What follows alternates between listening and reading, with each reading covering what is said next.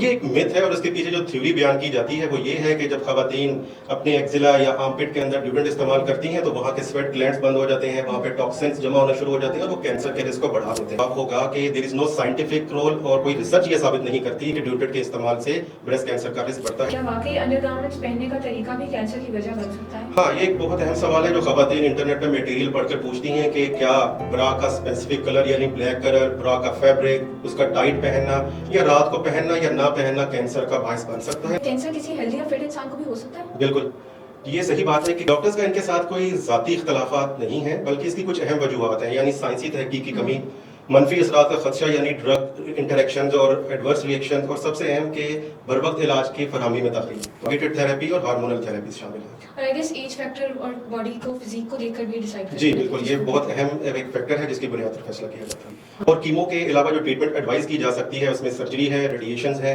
Immunotherapy है।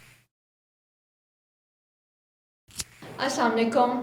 आज हमारे साथ मौजूद हैं ऑन्कोलॉजिस्ट डॉक्टर ज़िशान अहमद खान न्याजी। अस्सलाम वालेकुम, कैसे हैं आप? जी शुक्र अल्हम्दुलिल्लाह। अच्छा, सबसे पहले आप अपना इंट्रोडक्शन दे दें और आपसे कंसल्टेशंस कैसे ले सकते हैं वो गाइड करते हैं। मेरा नाम डॉक्टर ज़िशान अहमद खान न्याजी है। I am working as a consultant oncologist in Mayo cancer care hospital in Hameed Latif hospital for last 10 to 12 years. तो आप मेरी कंसल्टेशन के लिए मरहम के through online as well as in clinic appointments ले सकते हैं। ऑलराइट, अच्छा आज हम आपसे जो क्वेश्चंस करेंगे वो कैंसर से रिलेटेड ही लोगों ने हमसे इंस्टाग्राम के थ्रू पूछे थे। कैंसर होने की असल वजह क्या होती है? क्या इसमें लाइफस्टाइल का भी कोई रोल होता है? कैंसर होने की कोई एक असल वजह नहीं होती, बल्कि ये मुख्तलिफ अवामिल का नतीजा हो सकता है, जैसे कि फैमिली हिस्ट्री यानी विरासती तब्दीलियाँ, एनवायरमेंटल फैक्टर्स, बढ़ती उम्र, उसके अलावा लाइफस्टाइल चेंजेस यानी तर्ज ज़िंदगी में तब्दीलियाँ। तो यस, कैंसर में लाइफस्टाइल चेंजेस का बहुत अहम रोल है, जैसा कि तंबाकू नोशी, शराब नोशी, गैर सेहत बख्श ग़िज़ा जिसमें प्रोसेस्ड मीट्स, रेड मीट, चीनी का ज़्यादा इस्तेमाल और मोटापा। तो यहाँ हम ये फ़ैसला कर सकते हैं कि अगर हम अपनी ज़िंदगी से तंबाकू नोशी और शराब नोशी को तर्क कर दें, हम एक सेहत बख्श ग़िज़ा खाएँ और रोज़ाना वर्जिश करके अपना आइडियल बॉडी वेट मेंटेन करें, तो हम अपने अंदर कैंसर के रिस्क को कम कर सकते हैं। ओके, हर वक्त कहते हैं अर्ली डायग्नोसिस इज़ की, लेकिन आम बंदा कैसे पहचाने कि उसे कैंसर हो गया है? बिल्कुल, अर्ली डायग्नोसिस इज़ ए की, आपने बिल्कुल बजा फरमाया।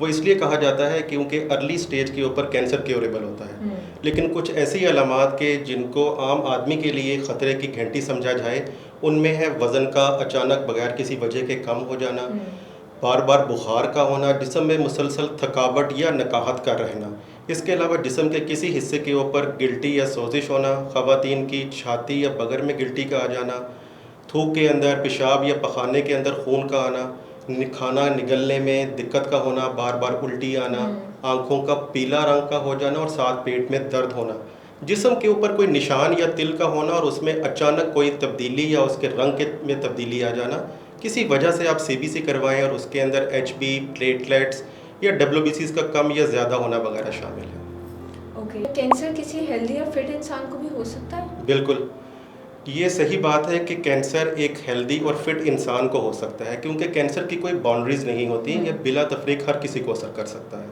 ओके, क्या पाकिस्तान में वाकई कैंसर का प्रॉपर ट्रीटमेंट अवेलेबल है या सिर्फ दूसरी कंट्रीज़ का इलाज ही सही होता है? बिल्कुल, पाकिस्तान में कैंसर का प्रॉपर ट्रीटमेंट मौजूद है और सारा इलाज जदीद गाइडलाइंस के मुताबिक होता है। हाँ, इसके लिए ज़रूरी है कि आपके पास वसाइल अच्छे हों। क्या कीमोथेरेपी हमेशा ज़रूरी होती है?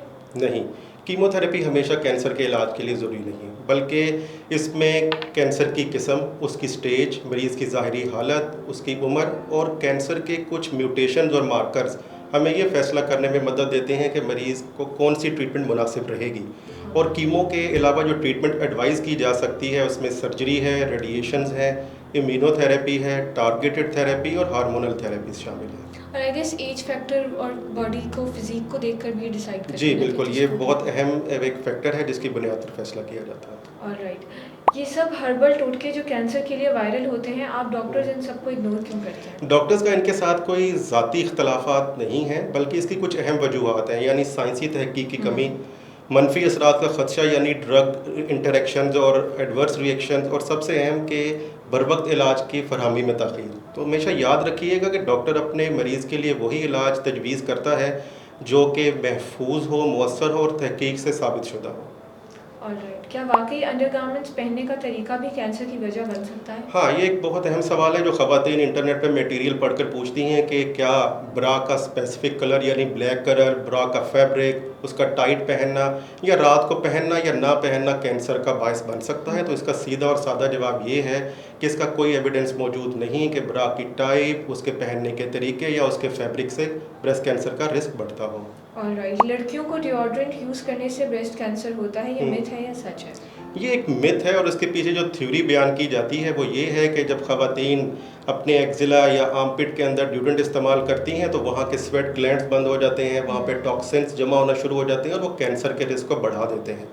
तो यहाँ पर मेरा ये जवाब होगा कि there is no scientific role और कोई रिसर्च ये साबित नहीं करती कि ड्यूडेंट के इस्तेमाल से ब्रेस्ट कैंसर का रिस्क बढ़ता है। तो ख़वातीन में जो ड्यूडेंट का इस्तेमाल है वो सेफ़ है।